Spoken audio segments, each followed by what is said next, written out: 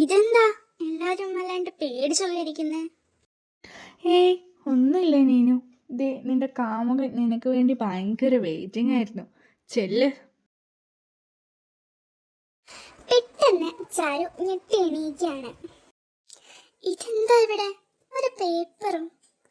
ഒന്നെടുത്ത് വായിച്ചു നോക്കാം. ഈ വരികൾ ഞാൻ എവിടെയോ കേട്ട് മറന്നതുപോലെ ഉണ്ടല്ലോ. ഇതും പറഞ്ഞ് ചാരു എങ്ങനെയൊക്കെയോ കിടന്നുറങ്ങി. ഇവിടെ മൊത്തത്തിൽ എത്ര റൂം ഉണ്ട്? 10 കാണും.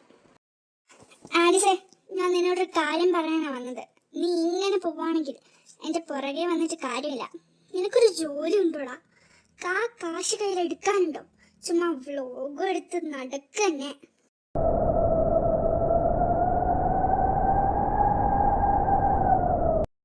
നീനു, അവൻ ട്രൈ ചെയ്യാനിട്ടല്ലോ, കിട്ടാനിട്ടല്ലേ. നിനക്കെന്താ മനസ്സിലാവാത്തത്? നീ എന്തിനടി ഞങ്ങളുടെ കാര്യത്തിൽ ഇടപെടാൻ നിൽക്കുന്ന ചാരു? അവളിടപെട്ട നിനക്കെന്താ? നിന്നേക്കാ മുന്നേ ഞാൻ അവളെ കണ്ടതാ. നീ പോയാലും എനിക്കൊന്നുമില്ല. നീനു, ഇങ്ങനൊന്നും ഞാൻ നിന്നോട് പറഞ്ഞിട്ടില്ലല്ലോ. ഇനി പറയുകയില്ല. ഞാൻ ജോലി മേടിച്ചോളാം. മതിയായല്ലോ ചാരു. എന്നാൽ പ്രശ്നമുണ്ടാക്കാതെ ഒന്ന് പൊക്കൂടെ?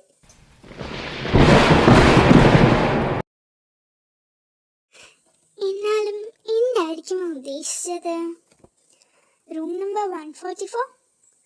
1 + 4 + 4 = 9. Room number 9. But keys? Maybe evidence. Got it. Dear Charulata, നീ ശ്രദ്ധിച്ചോന്ന് എനിക്കറിയില്ല.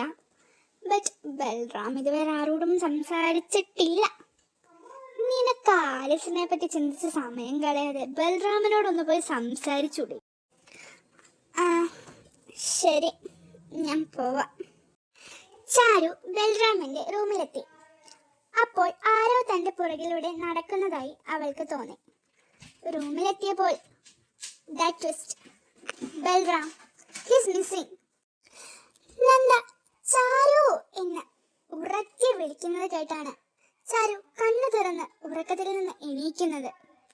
എവിടെ ബൽറാം? എവിടെ ബൽറാമോ? അതാരാ?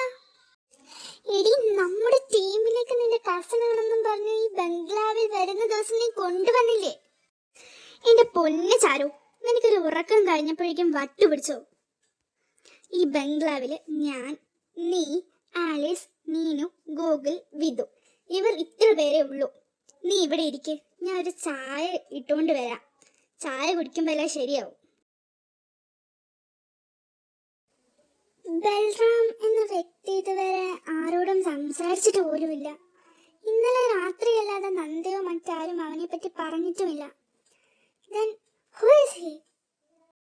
പെട്ടെന്നാണ് ചാരുവിന്റെ അടുത്തേക്ക് ഒരു പേപ്പർ കഷ്ണം പറന്നു വന്നത്. ആ പേപ്പറിലെ വചനങ്ങൾ ഇങ്ങനെയായിരുന്നു: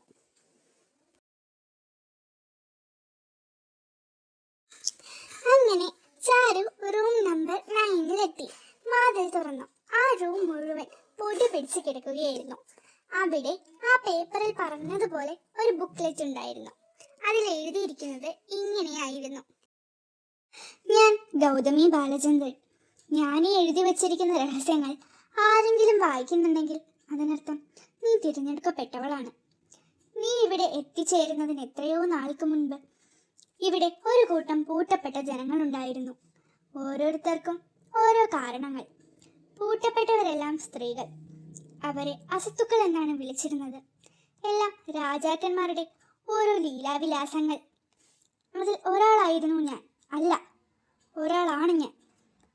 എനിക്കുണ്ടായിരുന്ന കാരണം എനിക്ക് വിക്കുണ്ടായിരുന്നു എന്നതാണ്. ഇവിടെ എല്ലാം ഇങ്ങനെയാണ്. പെട്ടെന്ന് ഒരു ദിവസം രാത്രി ഞങ്ങളെല്ലാം ഒരു മിത്രം പോലെ കണ്ട ഒരു പെണ്ണ് കയറി വന്ന് എല്ലാവരെയും കുത്തിക്കൊല്ലാൻ തുടങ്ങി. ഇവൾക്ക് ഭ്രാന്ത് പിടിച്ചോ എന്ന് വരെ ഞങ്ങൾക്ക് തോന്നിപ്പോയി. നീ ഇപ്പോൾ നിൽക്കുന്ന മുറിയിൽ അവൾ 140 പേരെയും കൊന്നിട്ടുണ്ട്. റൂം നമ്പർ 9 അടച്ചുപൂട്ടി ആ 140 പേരുടെയും ആത്മാവ് മുൻപാകെ ഞങ്ങൾ കുറേ പേർ മന്ത്രവാദം നടത്തി.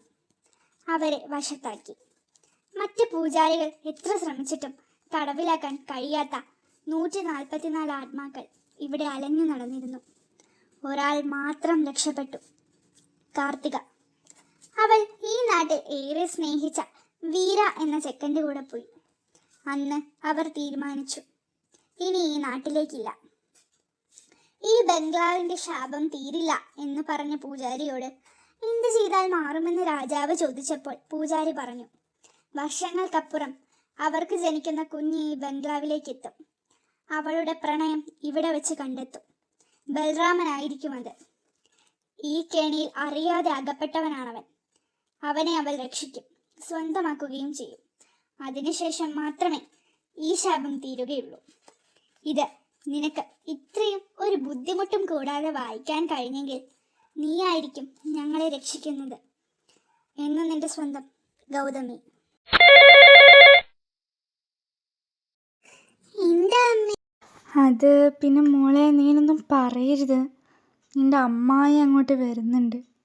ഇപ്പോഴടി വിളിച്ചു പറഞ്ഞേ. എനിക്കൊന്നും ചെയ്യില്ല, ബൈ. അമ്മ കട്ടാക്കി. ഇനി ആ തള്ളെന്ത് സഹിക്കണല്ലോ ദൈവമേ. മോളെ ചാരു, അമ്മായി വന്നു. എന്ത് ചെയ്യും മല്ലയ്യ, ഞാൻ പെട്ട്. ദാ വരുന്നു അമ്മായി. സുഖാണോ അമ്മായി? അയ്യോ